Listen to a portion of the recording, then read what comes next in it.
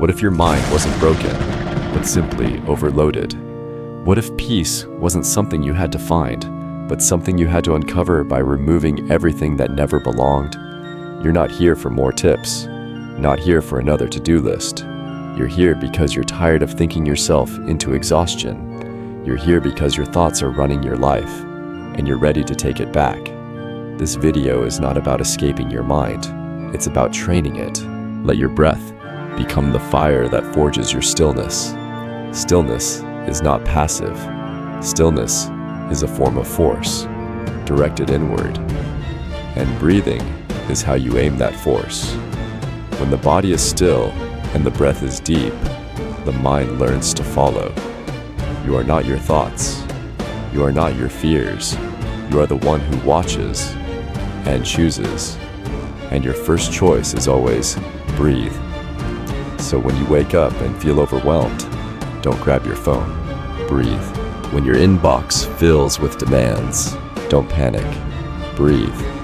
When someone disappoints you, don't react. Breathe. When nothing makes sense, don't collapse. Breathe. Breath is rhythm, and rhythm creates order. And order brings clarity, and clarity is the foundation of strength. Stoicism is not about suppressing emotion, it is about channeling it, and breath is the channel. Let it guide you through tension, let it carry you through fear, let it remind you that you are not late, not lost, not weak. You're simply uncentered, and the breath is your center. Practice, daily, consistently, quietly, and soon, your breath will no longer be a reaction, it will be a command. Part 2, write it down. Don't carry it all in your head. Your mind is not a vault. It is not meant to store everything. And yet, that's how most people use it. You carry conversations that already ended. You replay what you could have said. You anticipate what might happen. You juggle tasks, reminders, fears, hopes, regrets, all at once, and then wonder why your head feels heavy and your heart feels tired. This is the mental clutter that kills clarity, that steals sleep, that erodes presence. And Stoicism offers a simple solution, a principle so obvious it's often overlooked. Don't carry everything in your head, write it down. The Stoics were writers, not for fame, not for likes, not for art, but for survival. Marcus Aurelius didn't write meditations to publish. He wrote to clear his mind. Each line was a sword swung against confusion. Each page a battlefield of thought, ordered, examined, sharpened. Journaling, in the Stoic sense, is not therapy. It's training, a daily ritual of intellectual hygiene.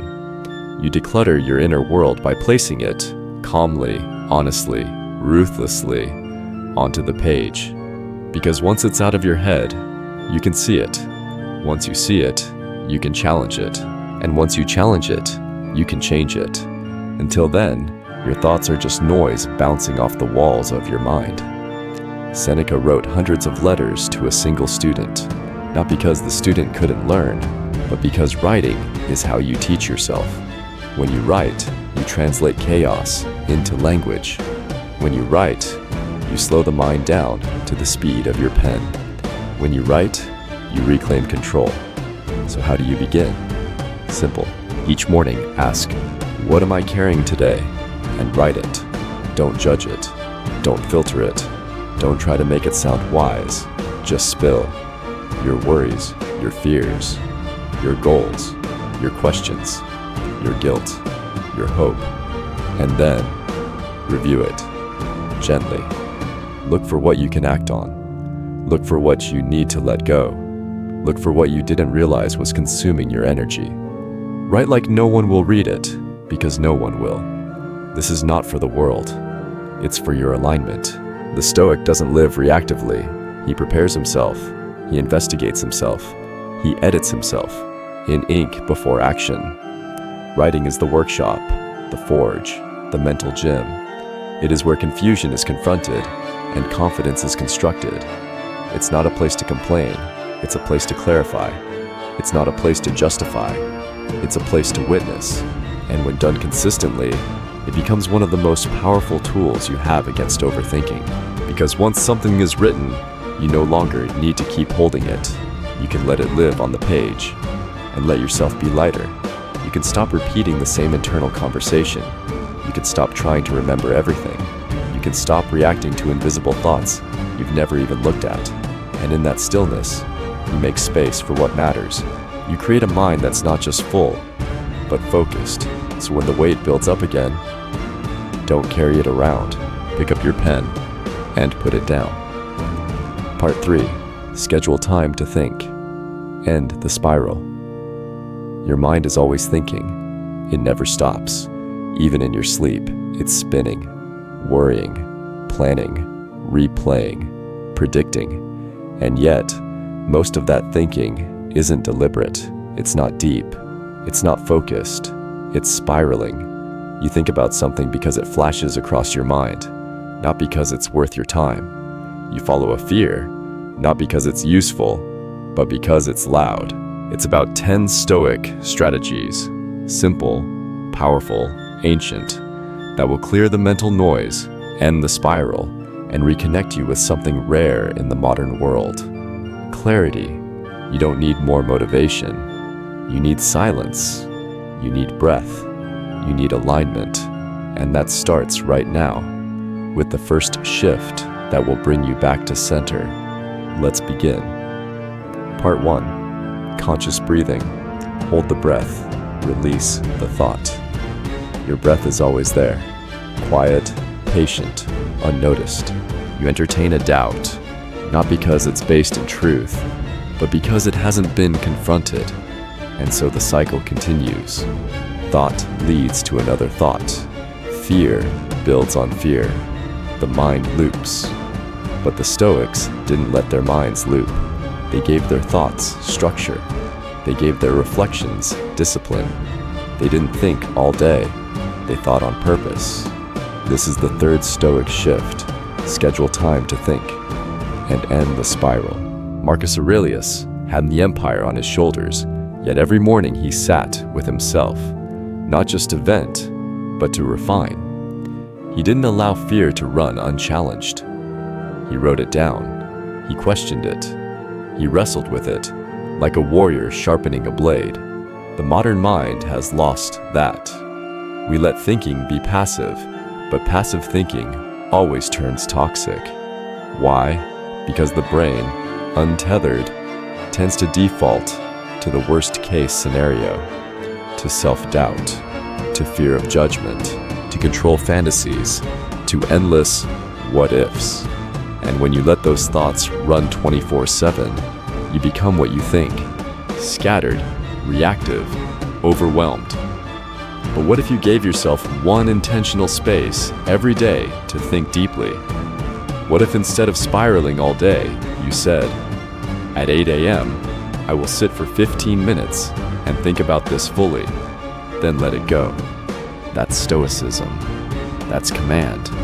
When Epictetus told his students to examine their lives, he didn't mean every second. He meant routinely, with structure, with rhythm.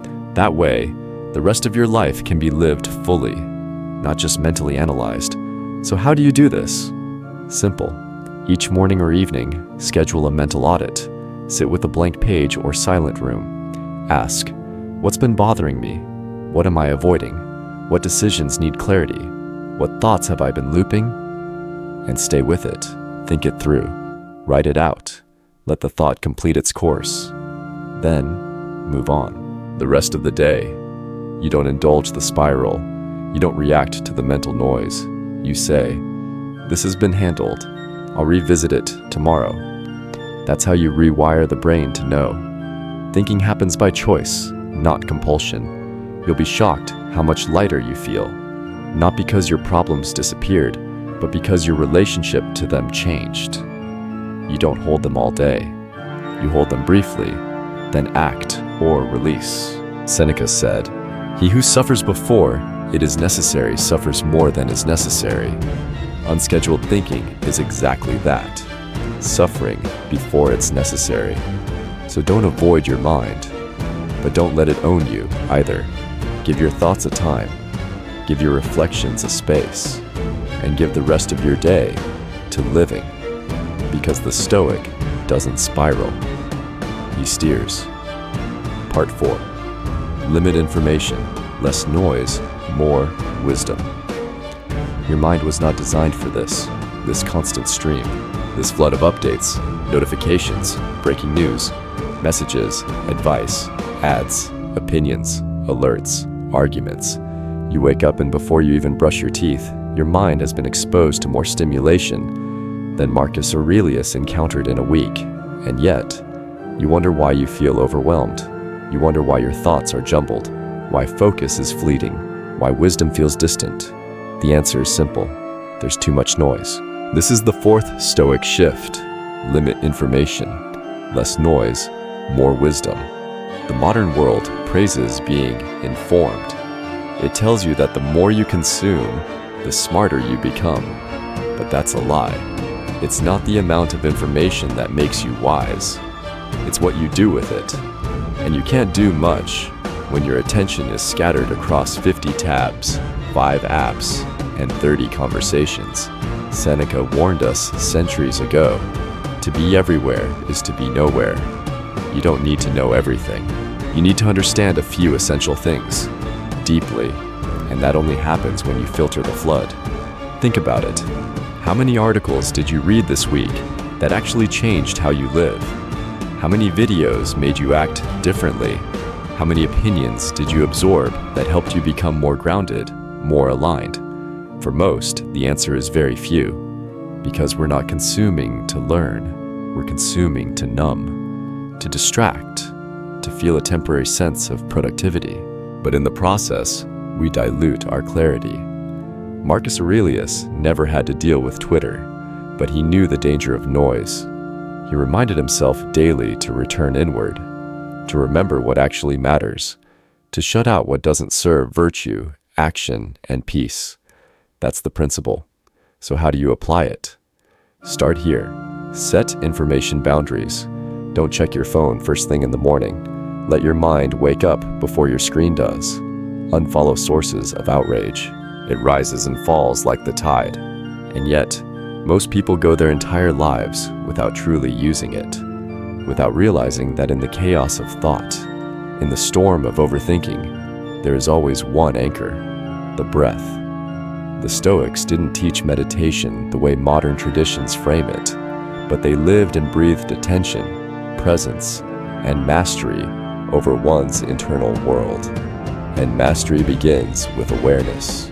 Awareness always begins with the breath. When you are anxious, your breath shortens. If it constantly makes you angry but never makes you better, cut it. Limit your inputs. Choose one book, one podcast, one teacher. Go deep. Don't jump from one shallow pool to the next. Have tech-free windows. Walk without earbuds. Sit without scrolling. Let your mind rest. Pause before consuming. Ask, do I need this? If not, walk away. Information is not neutral. It occupies your mental space. It takes up attention, which is your most sacred asset. The Stoic guards his mind like a fortress, not because he fears the world, but because he knows his mind is the lens through which the world is experienced. A dirty lens distorts everything. A clean lens sees truth. So clean it. Don't fill your day with passive consumption. Fill it with intentional reflection. Read to transform, not just to finish. Watch to apply, not just to escape. Listen to grow, not just to fill silence. When your inputs are few, but high quality, your output becomes precise. You speak with clarity. You act with confidence. You live without noise. That's what Stoicism trains. Not just strength, but discernment. Because wisdom isn't loud. It doesn't need constant stimulation. It speaks in the silence you've been avoiding. So turn down the volume of the world and turn up the signal of your own soul. That's where real knowledge begins. Part 5. Reconnect with the body.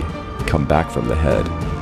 You live in your head, not because you want to, but because you forgot there was anywhere else to live. Overthinking, ruminating, anticipating, worrying. It's constant, and most of the time, you don't even notice it happening. But here's what you might not realize. The more you live in your thoughts, the further you drift from the one place where life actually happens, your body. This is the fifth Stoic shift. Reconnect with the body. Come back from the head. You are not designed to exist entirely in ideas. Your body is your anchor. It is your present moment. It is your compass. And when your mind is spinning, your body is the place to return to. Marcus Aurelius wrote, "You have power over your mind, not outside events. Realize this, and you will find strength." But where does that power begin? It begins with embodiment, with feeling, with rooting back into the space you forgot you're always inhabiting, your physical self. Overthinking thrives when you are disembodied, when your breath is shallow, when your shoulders are tense, when your hands fidget, when your posture collapses. Your body is trying to speak to you, but you've been ignoring it. The Stoics didn't ignore the body. They trained it. They respected it. They understood that a weak body often houses a chaotic mind, because the body is a mirror, and it's also a tool. So here's how you reclaim it. First, feel your feet, right now. Feel the ground beneath you. Feel the pressure. Feel the temperature. Let your attention drop down, away from the swirl of thoughts, into something real. Second, straighten your posture. Your body is always broadcasting to the world, but more importantly, to your own mind. When you stand tall, your mind listens.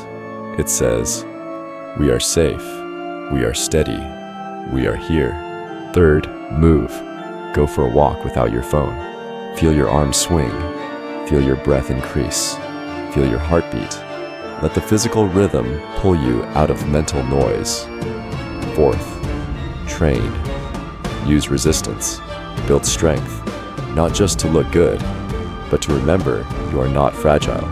The stronger your body, the calmer your mind. It knows it's being led by someone capable. Fifth, breathe consciously. Return to what we spoke of before. Breath and body go hand in hand. Let every inhale remind you that you are here. Let every exhale remind you that you are not lost. The Stoic does not live in theory. He lives in practice. And practice is physical. It's grounded. It's real. It's not just journaling. It's walking with clarity. It's eating with awareness. It's speaking from the diaphragm. It's owning your space. It's showing up in full alignment, mind and body together. Because when your body is still, strong, and present, your mind has no choice but to follow. This is how you stop overthinking.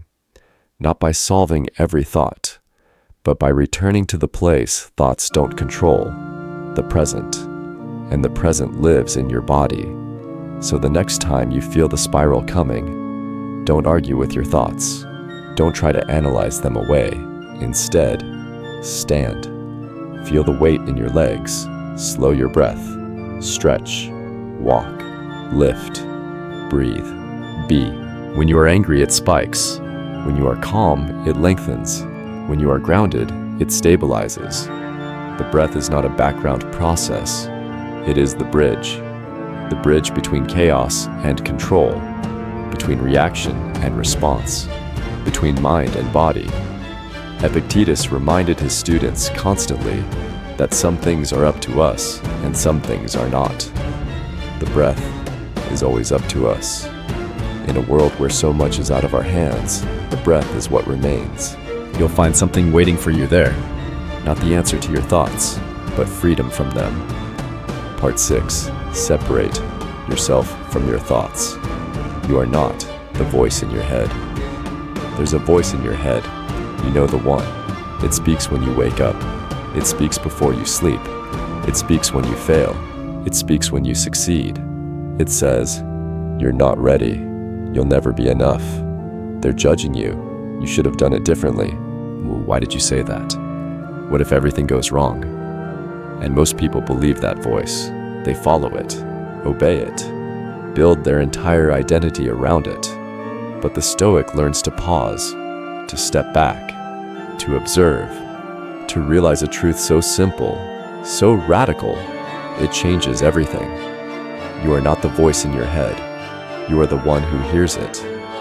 This is the sixth Stoic shift. Separate yourself from your thoughts. Epictetus said, "It's not what happens to you, but how you react to it that matters." But your reaction doesn't begin with action. It begins with thought. And if you believe every thought that passes through your mind, you will live at the mercy of a mind that was never trained to lead, only to survive. The voice in your head is not always true. It is not always wise. It is not always kind. It is not always you. It is a stream, shaped by past wounds, fears, culture, ego, memory, assumption. And until you separate from it, you will be swept by it. So how do you separate? First, observe without judgment. The next time your mind throws a thought at you, pause. Don't believe it. Don't fight it. Just label it. That's a fearful thought. That's a comparison thought. That's ego talking. That's not a fact. That's a narrative. You're not arguing. You're naming. Naming is power, because it creates distance. Second, return to the breath. Again and again, your breath is the reminder. I am here. I am not inside this thought. I am the space between thoughts. Third, write your thoughts down. Externalize them. Make them visible. You'll see how many are ridiculous, how many repeat, how many are loops with no exit, and how few are worth listening to. Fourth, challenge the thought.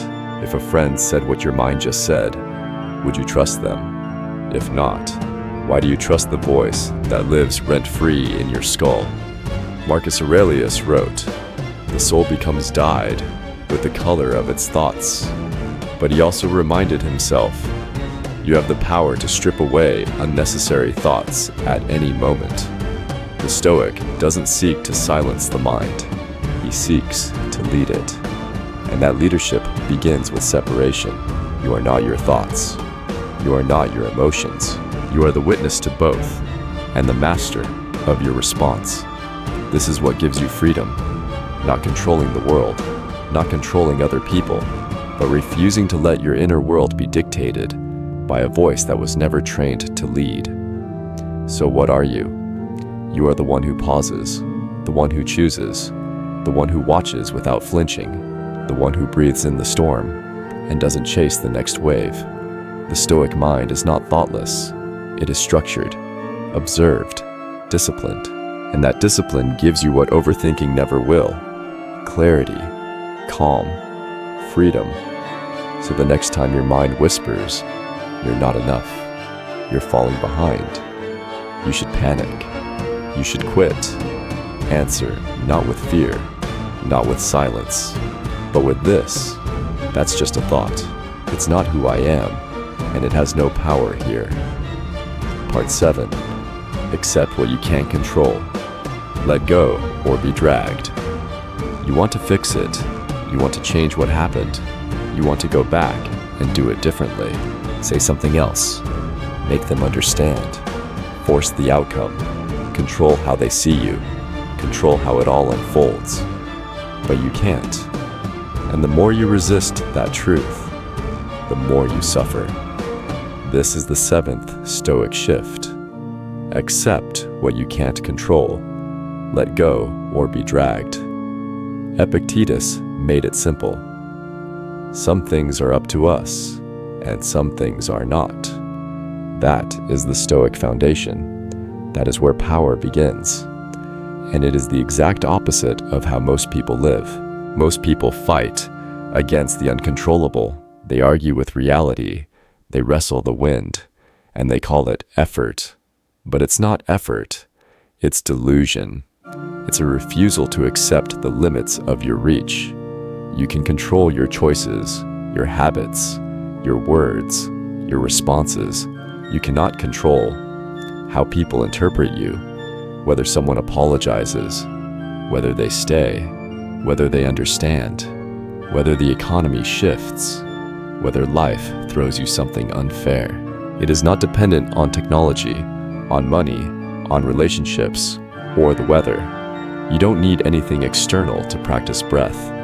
It is always here, now. And yet, we ignore it. We run to screens. We jump from thought to thought. We scroll. We pace. We spiral. And in all this, we forget that there's a free, immediate access point to clarity waiting in our chest. Conscious breathing is not a new age tactic. It is ancient mastery. And yet, these are the very things most people spend their energy trying to manipulate. And the result? Mental exhaustion, overthinking, anxiety, frustration, bitterness, rage, all born from one core illusion, that if I just tried hard enough, I could control what was never mine. Marcus Aurelius, Emperor of Rome, faced betrayal, loss, war, death. He didn't pretend to control it. He didn't fantasize about escape. He accepted it, and in that acceptance, he found peace. He wrote, "If you are distressed by anything external, the pain is not due to the thing itself, but to your estimate of it. And this you have the power to revoke at any moment." Acceptance is not weakness, it is clarity. It is recognizing the boundary between what is yours and what isn't, and refusing to let your peace depend on something outside that line. So how do you begin? Start by making 2 lists. What am I trying to control right now? Which of these things are actually under my control? Now burn the second list into your routine and let the first list go. You're not giving up. You're choosing what's worth your energy. If someone ghosted you, let them go. If a job rejected you, move forward. If the world didn't applaud, keep walking. Let go or be dragged. You cannot live in overthinking and be at peace. You cannot obsess over what you can't control and remain grounded. One must go. And the Stoic always chooses release, not because he's cold, but because he knows. Freedom begins where illusion ends. So the next time your mind spins with why, how, what if, pause, breathe, ask, is this mine to control? If yes, act. If no, let go. Let go not just with your mind, but with your posture, your habits, your attention, because what you refuse to release will own you. And the Stoic is owned by nothing except his own reasoned choices. Part 8. Engage the hands. Do with the body. What the mind can't solve, you've tried to think your way through it. You've journaled, you've reflected, you've analyzed it from every angle, you've talked it out, you've looped it in your head 1,000 times, and still, the noise is there, the weight is there, the knot won't loosen. That's because some storms in the mind can't be solved in the mind. This is the 8th Stoic shift. Engage the hands. Do with the body what the mind can't solve. When you're spiraling, overthinking, overanalyzing, the Stoic doesn't say, think harder. He says, move, create, touch the world, do something physical. Seneca said, the body should be treated more rigorously, that it may not be disobedient to the mind. But sometimes it's the mind that must follow the body, because motion cuts through mental fog. Because when your hands are focused, your thoughts don't have room to wander. This is not a modern discovery. The ancients walked, they trained, they chopped wood, they cooked, they cleaned, they wrote by hand, they built, and in doing so they remembered. The mind is not the only part of you capable of transformation. Sometimes the fastest way to clarity is not insight, it's action. So what can you do? Something small, something real. something that reconnects you to the present moment through the body. Here's what it looks like. Clean your space. Not because it's messy, but because order in the environment brings order to the mind. Do manual work. Wash dishes slowly. Fold clothes deliberately. Sweep the floor with focus. Feel the textures. Watch your breath. Be there. Go for a walk without your phone. Let your feet hit the earth. Let your eyes rise above the screen. Let nature rewire your nervous system. Train your body. Lift something. Push something. Stretch something. Let your muscles carry the weight your thoughts can't hold. Create something. Write, sketch, build. Shape something with your hands and see it change under your attention. This is not just staying busy. This is active stillness. Stillness through movement. Clarity through embodied presence. When Marcus Aurelius felt overwhelmed, he didn't scroll through distractions. He wrote. He trained. He organized his thoughts. On the page, he engaged with the world in the way only a Stoic does. Not to escape the mind, but to lead it back to reality. Because overthinking is often just a form of disconnection from what's tangible, from what's now, from what's real. The solution isn't always more thinking, it's more doing. The Stoic is not just a philosopher in the clouds. He is a worker in the world. He acts, he shapes, he touches, he lives. When the Stoics spoke of reason and self-command, they spoke of the ability to pause. And what is a pause if not a breath? The man who can breathe deeply in chaos is the man who cannot be broken by it. He does not collapse when plans fall apart. He does not explode when insulted. He does not tremble before uncertainty, because he has trained not just his body, but his presence. He has made the breath a tool, not just an automatic rhythm. Start now, not with some elaborate ritual. So when your thoughts are too heavy, use your hands. Don't debate the spiral. Cut it with action. Ground it with movement. Interrupt it with presence. Because there's a kind of healing the mind can't access, but the body always knows. Part 9. Stop demanding certainty. Live inside the unanswered. You want to know. You want to be sure. Sure about what they meant. Sure about where this is going. Sure about what's next. Sure that you'll be okay. Sure that you're doing it right. You want clarity before you commit. You want certainty before you act. You want guarantees, because uncertainty feels like danger. But the Stoics never promised certainty. They trained for uncertainty. This is the 9th Stoic shift. Stop demanding certainty. Live inside the unanswered. Marcus Aurelius didn't know what tomorrow would bring.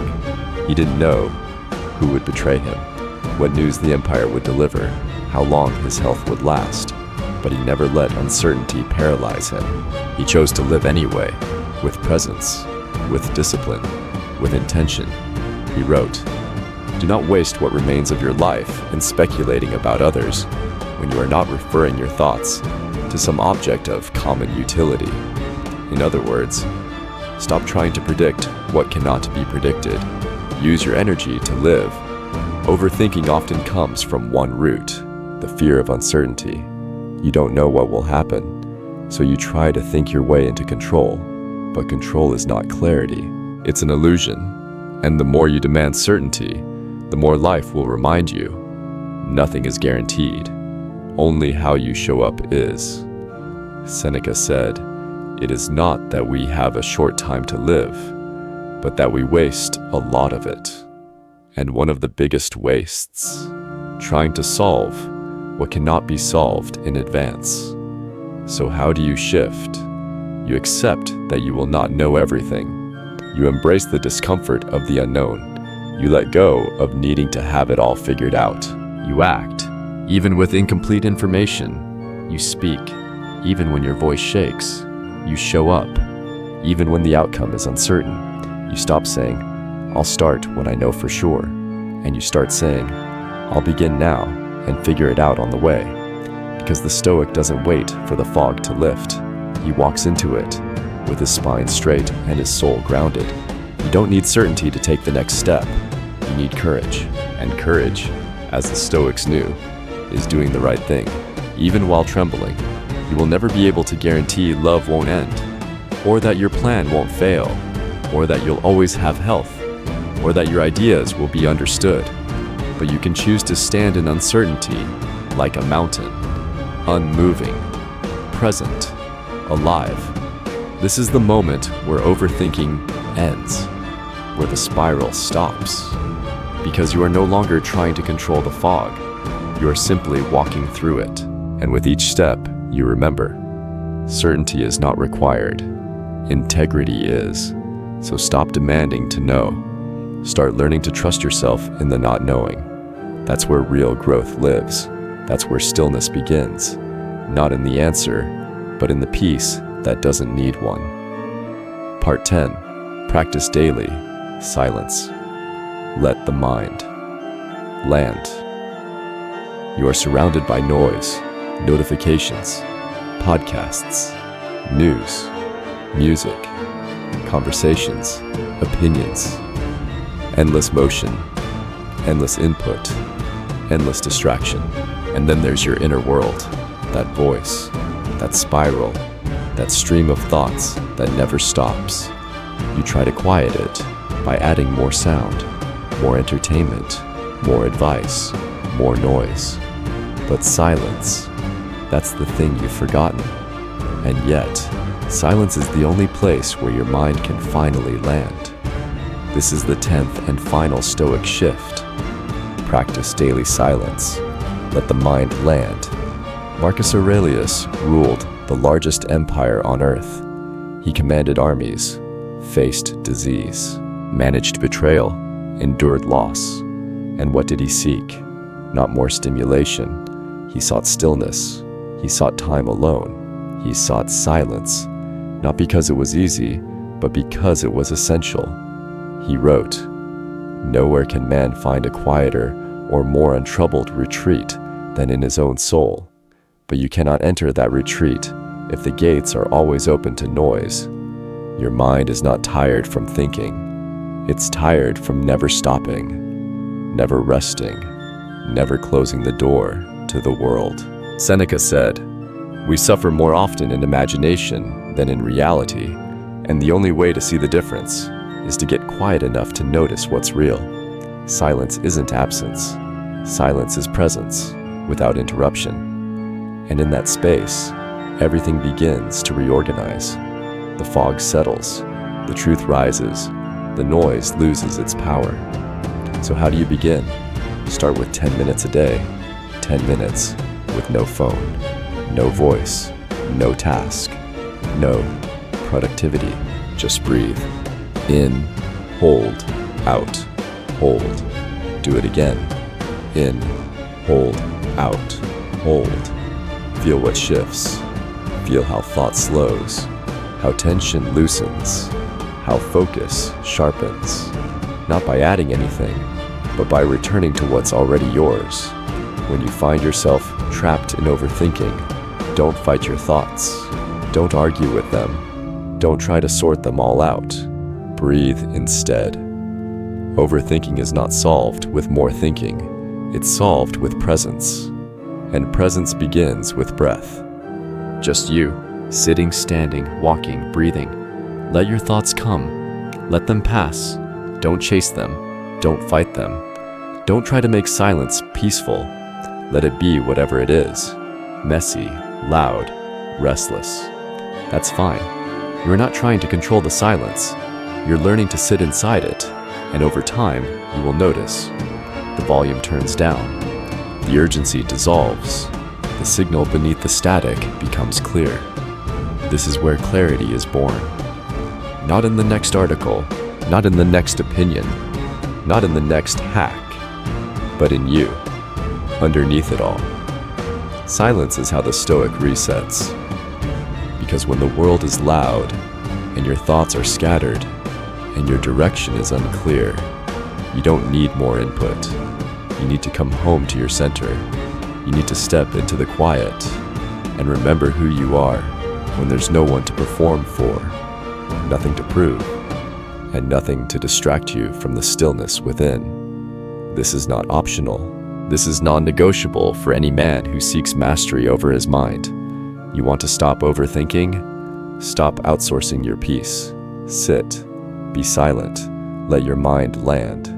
And once it does, stand up and walk back into the world, not louder, not faster, but clearer than ever before. Part 11. Live what you've learned. Don't just know. Embody. You've read. You've highlighted. You've nodded in agreement. You've saved posts, watched videos, even quoted Stoic wisdom in conversation. But here's the truth. Knowing doesn't change your life. Living does. This is the final, anchoring shift. The unspoken one that makes all the others work. Don't just know Stoic principles. Embody them. Live them. The world is full of people who talk about discipline, but can't wake up when the alarm rings. People who post about stillness, but can't sit in silence for 5 minutes. People who worship Marcus Aurelius, but still panic when they're misunderstood. The Stoic path isn't about admiration, it's about alignment. Seneca didn't write letters to look wise. He wrote to remind himself of how far he still had to go. Epictetus didn't preach for followers. He taught to stay accountable. Marcus didn't write meditations for you. He wrote them because he didn't want to forget who he was trying to become. What about you? What's the point of all these shifts if they never translate into your breath, your walk, your speech, your choices? It's not about doing them all perfectly. It's about starting, daily, returning to them again and again, not with shame, but with discipline. So live what you've learned. When you start to spiral, return to your breath. When your thoughts crowd your mind, write them down. When you fear the future, sit in uncertainty without escape. When you feel restless, use your hands. When your mind needs rest, retreat to silence. And when you forget who you are, stand back in alignment. Because reading these principles doesn't make you stoic. Applying them when it's hard does. When it's inconvenient. When it's not glamorous. When no one sees you. When your feelings beg you to collapse. That's where Stoicism lives. Not in your bookshelf. Not in your notes. Not in what you say. But in what you do when life squeezes you and you choose stillness over reaction. So let this be the shift that anchors all others. You are no longer here to just understand. You are here to become. One decision, one breath, one disciplined act at a time. Let others admire philosophy. You live it. Bonus. Part 12. Build the inner citadel. Become untouchable from within. There will always be noise. There will always be conflict. There will always be betrayal, chaos, crisis, uncertainty, injustice. That's the world. That's life. But if you're waiting for the world to get quiet so you can finally have peace, you'll wait forever. This is the 12th and ultimate Stoic shift. Build the inner citadel. Become untouchable from within. Marcus Aurelius wrote often of the inner citadel, not a fantasy, not an escape, but a mental fortress, a place inside you no one can access. No critic, no failure, no heartbreak, no insult, no rejection, because your strength is no longer stored in outcomes, but in alignment. You no longer break when plans break, because your foundation was never built on plans. You no longer collapse when others don't love you, because your worth wasn't built on their affection. You no longer spiral when life hurts, because you've trained your mind not to flinch. That's the inner citadel. It's not made of walls. It's made of habits, of daily silence, of integrity. Marcus Aurelius faced war, plague, betrayal, the death of his children, and yet in his meditations, he returned constantly to breath and awareness. He reminded himself not to be swept by emotion, not to let circumstance dictate his inner clarity. He trained his mind to remain still, and in that stillness, the breath became his ally. There is power in simplicity, of breathing when everything screams, of writing when your mind is chaos, of training when no one's watching, of doing the right thing when no one thanks you. It's the structure built brick by brick, through morning routines, through journaling, through discomfort, through rejection, through choosing the harder path when the easier one calls. Each time you apply the Stoic shifts, you lay another stone, until eventually, your peace is no longer borrowed. It's built. Your confidence is no longer fragile. It's forged. Your presence is no longer a performance. It's power.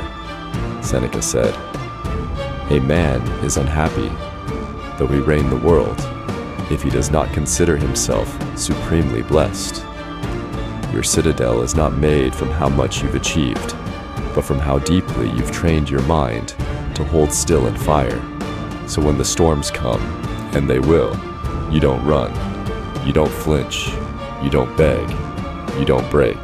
You stand in the fortress of your own building, in stillness, in breath, in discipline, because the man who has built his inner citadel needs nothing from the world.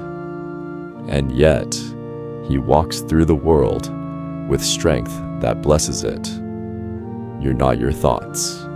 You're the one who chooses what stays. You've just walked through 10 Stoic strategies, not hacks, not trends, not feel-good slogans, but disciplined, grounded ways to reclaim your clarity, to return to center, to detox the mind, not with force, but with truth. And if you've made it this far, then maybe you've already realized the goal was never to stop thinking. The goal was to stop being run by your thoughts. You've been trained by the world to believe that a busy mind is a productive mind, that overthinking is intelligence, that spiraling is just part of caring. But Stoicism says otherwise. It says, silence is strength, stillness is power, presence is freedom. You don't need to escape your mind. You need to take the wheel. And now you know how. You breathe consciously. You write to release. You schedule reflection, not rumination. You limit what enters. You return to the body.